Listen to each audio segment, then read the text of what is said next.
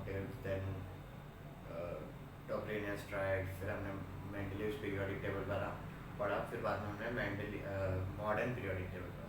We studied modern periodic table, which stated that the function of there is a periodic function of elements with their respect to their atomic numbers.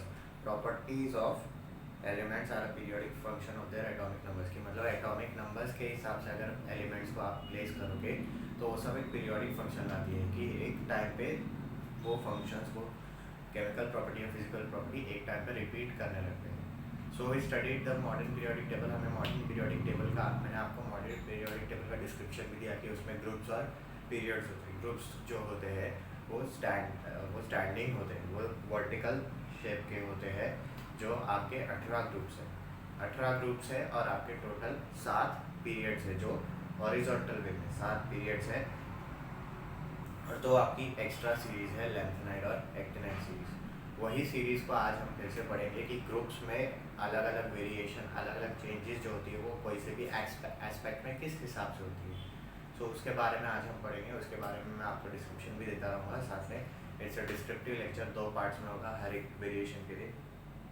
So have a good look at this. कोई doubt है तो WhatsApp या आप comment section में पूछ सकते हो. Let's start with the lecture.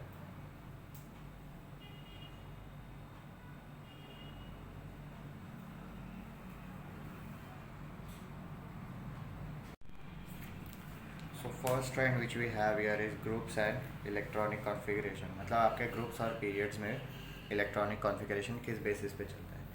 आप ग्रुप्स में इलेक्ट्रॉनिक कॉन्फ़िगरेशन के हिसाब से देखने जाओगे तो आपको वैलेंसी देखनी पड़ेगी. वैलेंसी आपकी क्या होती है कि आउटर मोस्ट शेल में कितने इलेक्ट्रॉन रह सकते हैं, आपके आउटर मोस्ट शेल में इलेक्ट्रॉन्स का कितना काउंट है वो. तो आप स्टार्ट में देखोगे कि you will find that number of valence electrons in all this elements of group 1.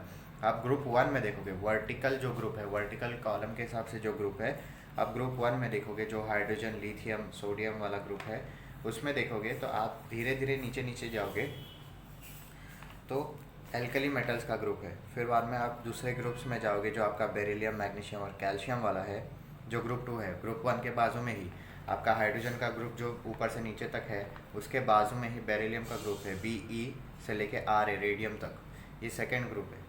तो आप जैसे जैसे ग्रुप्स बढ़ाते जाओगे वैसे वैसे अल्कलीन अर्थ मेटल्स आएंगे, फिर बाद में ट्रांजिशनल मेटल्स आएंगे, अलग अलग तरीके के मेटल्स आएंगे.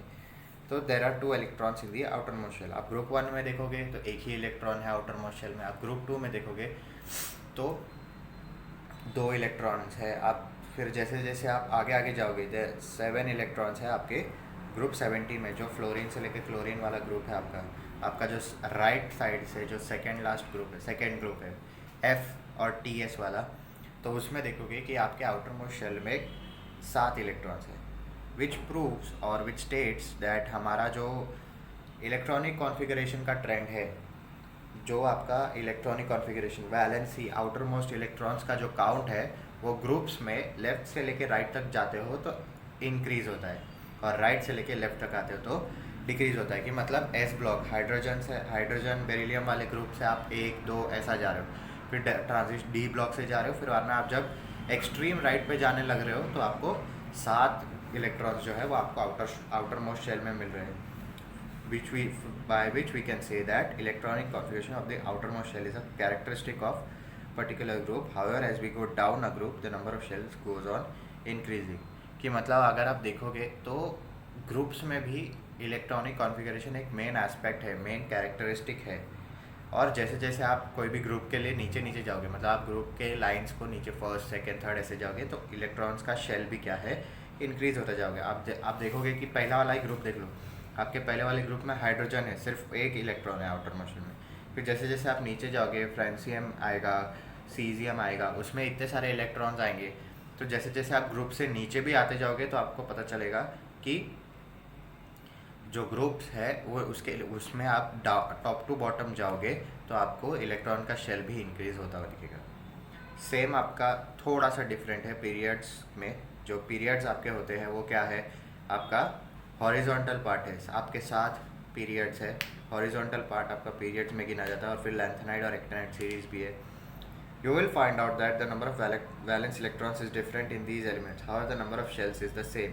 You will also find that while going from left to right within the period, the atomic number increases by 1 at a time and the number of valence electrons also increases by 1 at a time. आप देखोगे कि जैसे जैसे आप left से लेकर right पे जा रहे हो पीरियड्स में, पीरियड्स क्या है आपके हॉरिजॉन्टल पार्ट है, तो आप जैसे जैसे लेफ़्ट से राइट में जा रहे हो, हाइड्रोजन से बेरिलियम ये सब साइड पे जा रहे हो, हाइड्रोजन है हीलियम है ऐसे साइड पे जा रहे हो, तो जब आप लेफ़्ट से लेकर राइट जाओगे तो एक एक स्टेप आगे बढ़ोगे, एक ग्रुप आगे बढ़ोगे, एक कॉलम आगे बढ़ोगे, तो आपका एक एक इलेक्ट्रॉन आगे ऐड होता जाएगा. आपका हाइड्रोजन पे 1 इलेक्ट्रॉन था, फिर बेरिलियम पे 2 इलेक्ट्रॉन हो जाएगा, फिर आगे 3 इलेक्ट्रॉन हो जाएगा वैसा.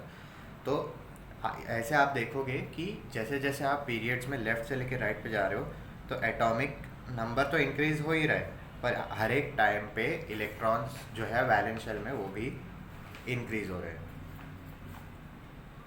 We can say that elements with the same number of shells occupied by electrons belong to the same period. हम ये भी बोल सकते हैं कि जो एलिमेंट्स ऐसे हैं जो सेम नंबर ऑफ शेल्स हैं, जिनके पास इलेक्ट्रॉन के ऑर्बिट्स जो है वो सेम है, वो सारे एक ही पीरियड में हैं.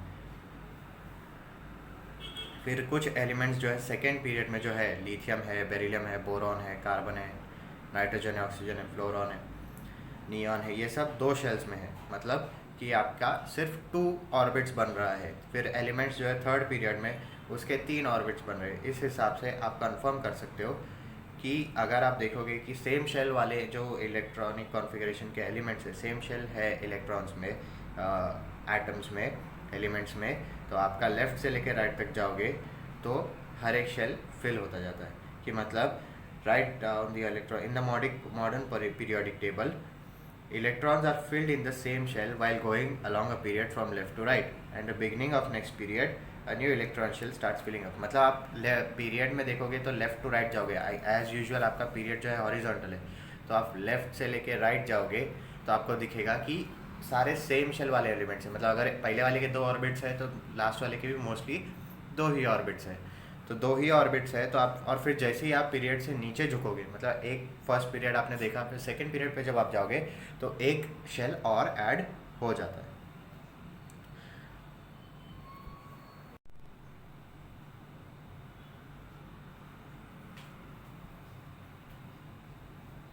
Next, which is a can you recall part. As per the electron holding capacity of shells, 2 elements are present in the first period and 8 elements in the second period. The third period also contains only 8 elements due to law of electron octet. There are few more factors which control the filling of electrons in the subsequent periods, which will be considered in next standards. मतलब आपको ये तो बताया ही गया है कि पहले shell में 2 इलेक्ट्रॉन होते हैं. First shell contains 2 electron, second shell contains 8 electron, third shell contains 18 electron.